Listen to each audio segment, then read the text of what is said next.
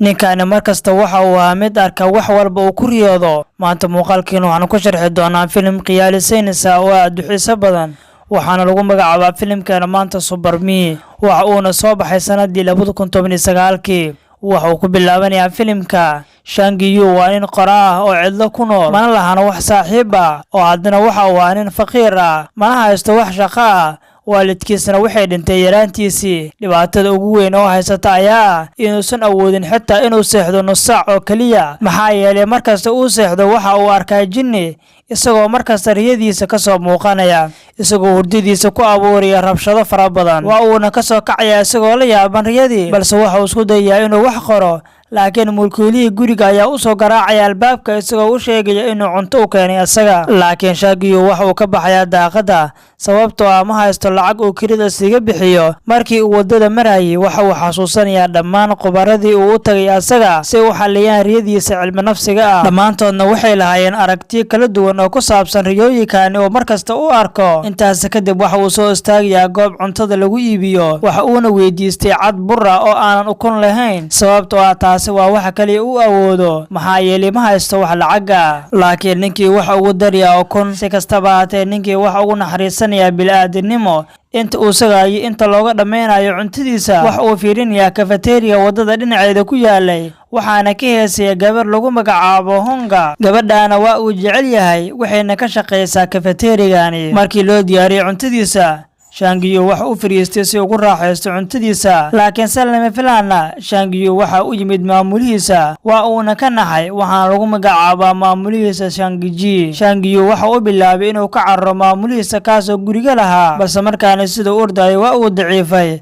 balse aakhirkii waxaa halkaasi ku qabtay maamulihiisii guriga, wax uuna u kaxeeyay maqaaxi, balse asaga waxa uu bilaabay inuu cunto cuno isagoo canaananaya ninkii Shang Yu ahaa. waxa uuna ku canaananayaa inuu buuq qoro asaga uuna iska bixiyo deynta. dabadeedna Shang Yu waxa uu ku soo noqday gurigiisa, waxa uuna bilaabay inuu albaabka iyo alaabta darbeeyo dhibaatada haysata awgeeda. gurigii mulkiilihiisa ayaa ugu dambeyntii ka soo saaray, waxa uuna aadayaa goob kafeteria si ugu fikiro inuu wax qori karo iyo in kale. jinnigiina wax uu ka soo muuqday gadaashiisa, waxa uuna qoorta ugu xiray silsilad, waxa uuna bilaabay inuu garaaco. waxa uuna Shang Yu ka soo toosayaa subaxdii isagoo jajaban oo meel u roonan aysan lahayn. waxa uuna ogaaday in laabtoobkiisii laga xaday, isagoo lumiyay qalabkiisii shaqada, isagoo bilaabay inuu dareemo inuusan kala saari karin riyooyinka qarowga ah iyo midda caadiga ah. intaas kadib waxa uu soo fuulay saqafka sare ee waxa uuna dadkii dhulka joogay la noqonayaan horror. Shang Yu waxa uu fariin u soo dirayaa ninkii maamulihiisa ee Shang Ji si ugu sheego inuu isdili doono asaga, kadib uu la midoobi doono waalidkiisa. laakiin ninkii goobta cuntada joogay ayaa ka soo dhexgalaya isagoo siinaya cunto bilaash ah. Shang Yu waxa uu cunayaa cuntadii bilaashka ahayd, waxa uuna ku yiri ninkii, dadka dunida saaran isku mid ma aha, way kala duwan yihiin. Shang Yu waxa uu weli joogaa saqafka sare isagoo daawanaya saaxiibtiisa ilaa habeenkii laga gaaro. kadibna waxa uu iibinayaa taleefankiisa si uu helo xoogaa lacag si uu cunto ugu iibsado, balse waxa uu ku fikirayaa inuu wax hado, laakiin go'aankiisa waa uu bedelayaa markii uu arko inay hayso kaamirsiisida dukaanka. cuntadii uu ka soo gatay dukaankiina waxa uu ku cunayaa bannaanka dukaanka, waxa uuna halkaasi ku arkayaa saaxiibtiisa. balse Shang Yu waxa uu si dhaqsaa u arkayaa saaxiibtiisa, sababtoo ah saaxiibtiisa dhabaantii waxay ahayd jinni. waxa uuna bilaabayaa jinnigii inuu kor u qaado. gabar ka mid ah midda ka shaqaysa dukaanka ayaa arkaysa iyadoo la yaabaysa. jinnigiina waxa uu watay seef, waxa uuna bilaabayaa inuu seeftii caloosha ka taago ninkii Shang Yu ahaa. Shang Yu waxa uu ku dhagan yahay seefta isagoo xasuusanaya taladii ninka cuntada bilaashka siinayay, laakiin markaani waxa adkaanaysa qaabkii ugu fakan lahaa jinnigani. balse jinnigii ayaa muraayadii ka dhex bixinaya iyadoo muraayadii ay jajabayso. Shang Yu waxa uu si qarsoodi u helayaa seeftii jinkii taasoo gacantiisa ku jirtay, waa uuna cararayaa ka hor inta aysan shaqaalaha dukaanka u yeerin. habeenkii oo dhan isagoo seefta fiirinaya ouna wata ayuu hubinayaa inuusan mar kale riyoonaynin. subaxdii xigtay waxa uu aadayaa suuqa lagu iibiyo birarka si uu u soo iibiyo seeftan. waxa uuna gatay seeftii uu watay asaga, waxa uuna ka siistay lacag badan. markaana taa beddelkeeda waxa uu go'aansaday inuu aado dukaanka baakadaha, isagoona soo qaatay qiimihii uu ku gatay seeftii. waxa uuna waqti xadirkaana haystaa lacag. Shang Yu waqti kama lumin oo waxa uu bilaabaya inuu isticmaalo kombiyuutarkiisa oona sidoo doono wax u cuno maadaama uu xoogaa lacag ah helay. waxa uuna dagayaa hotel qurux badan. habeenkii markii la gaarana waxa uu qaadanayaa xoogaa kaniini hurdo ah, waxa uuna sugayaa riyadiisii caadiga ahayd. qolkiisa ayuu ka soo baxayaa si uu soo sahmiyo bannaanka. waxa uuna go'aansaday inuu wax yar sii sahmiyo balse waxaa soo baxay jinnigii waxa uuna bilaabay inuu racdeysto waxa uuna jinnigii wataa faash aad u weyn jinnigii ayaa hubkiisa ku dhufanaya oo la tuuraya faashkii uu watay isaga isagoo sababaya dhaawacyo tiro badan laakiin dhowr ilbiriqsi gudahooda waa uu soo toosiyaa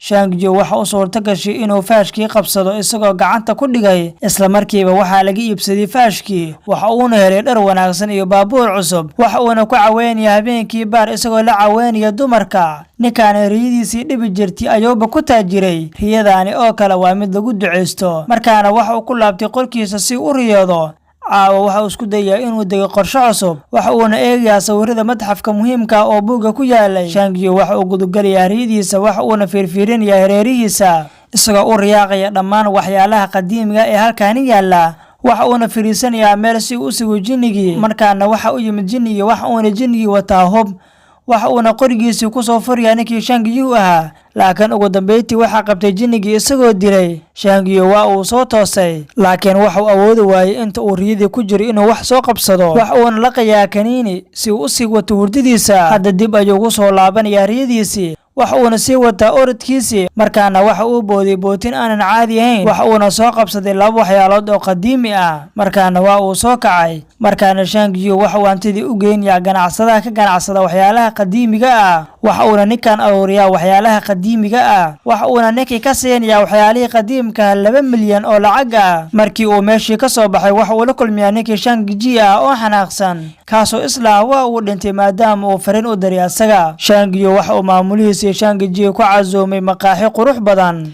isagoona dib ugu celiyay lacagtiisii uu lahaa asaga maalintii xigtay ugu dambeyntii waxa uu soo galay maqaayadii saaxiibtiisa kadib markii uu dalbaday kafee waxa uuna weydiiyay haddii ay garanayso isagoo ku leh ma ay garanaysaa laakiin wixii ku tiri kuma garanayo iyadoo u sheegtay inay doonayso inay iska gado kafeterigani waxa uuna sidoo kale weydiiyay sababtee ayaad u iibinaysaa kafeterigani waxayna u sharaxday inay sabab u tahay iyadoo aan haysanin wax macaamiil ah habeenkii dambe Shang-Chi waa uu sakhraamaya isaga iyo saaxiibkiisii maamulaha ahaa Shang-Chi waxa uu soo jiifinayaa ninkii Shang-Chi ahaa isagoo keenaya qolkiisa waxa uuna raadinayaa cadeemo ama dahab uu ka dhici lahaa ninkaani laakiin si lama filaan ah waxa ku soo kacay ninkii Shang-Chi ahaa isagoo gacmaha ku haysta silsilad dahab ah hadda waxa uu ogaanayaa khiyaanadii uu maleegayay ninkii mulkiilihii gurigiisa ahaa maalintii xigtay Shang-Chi waxa uu ka iibinayaa kafeterigii saaxiibtiisa waxa uuna u sheegay inuu wali doonayo inay ayada u maamusho si ay u muujiso sidii ay ugu mahadcelin lahayd waxa ay ku casuumaysaa casho ninkii Shang-Chi ahaa halkaasi oo ay ka wada hadlayaan wadaagooda cusub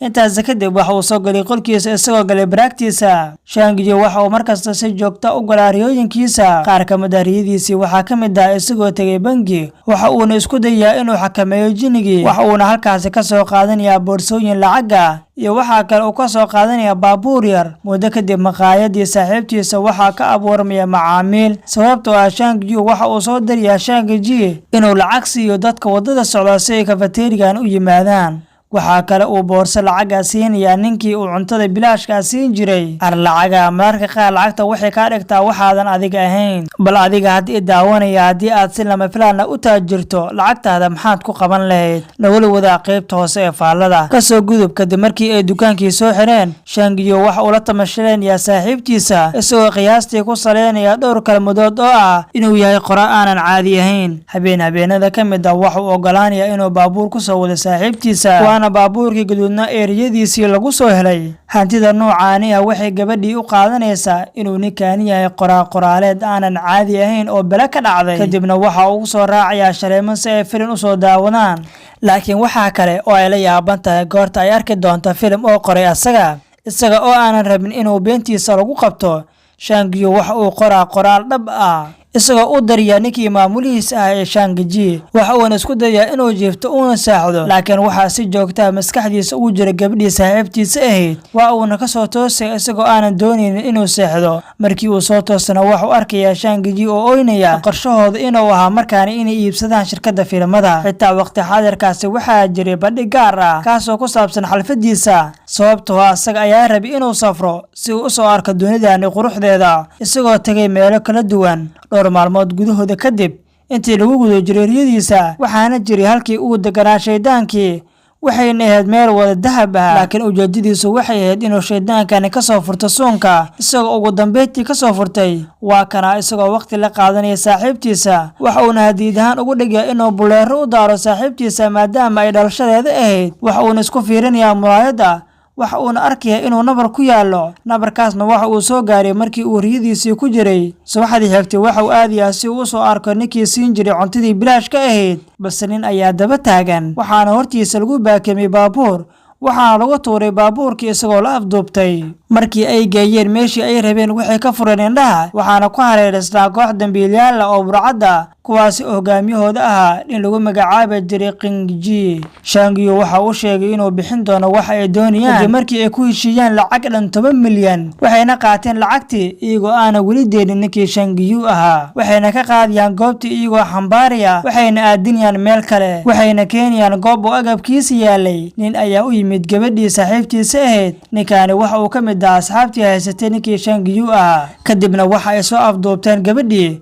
waxayna soo aadiyeen halkii uu joogay saaxiibkeeda. Markaana waxay wada haystaan Shangiyu iyo saaxiibtiisa. Markaana waxa isku dayaa inuu iska dhiciyo nimankaani soo afduubtay, waxayna gaarsiinayaan dhaawac iyagoo midi ka taagaya. Waxa uuna isku dayaa inuu halkaani ka badbaadiyo saaxiibtiisa. Waxa uuna dareemaya xanuun isagoo ku dhacaya meeshii ay socdeen, waxaana soo weeraray nimankii, waxayna u geysteen dhaawac aan caadi ahayn. Waxayna bilaabeen inay saa'id u garaacaan iyagoo haraanti iyo darbo isugu daraya. Shangiyu waxa uu si lama filaan ah u arkaya burbur daahsoon oo daboolan. Walxa madow ayaa si degdeg ah ugu dhagaya, isagoo weliba dhalaalaya mar allaala markii uu dhaqaaqo. Intaas kadib waxa uu arkay gidaar weyn, waxa uuna bilaabay inuu garaaco darbigii.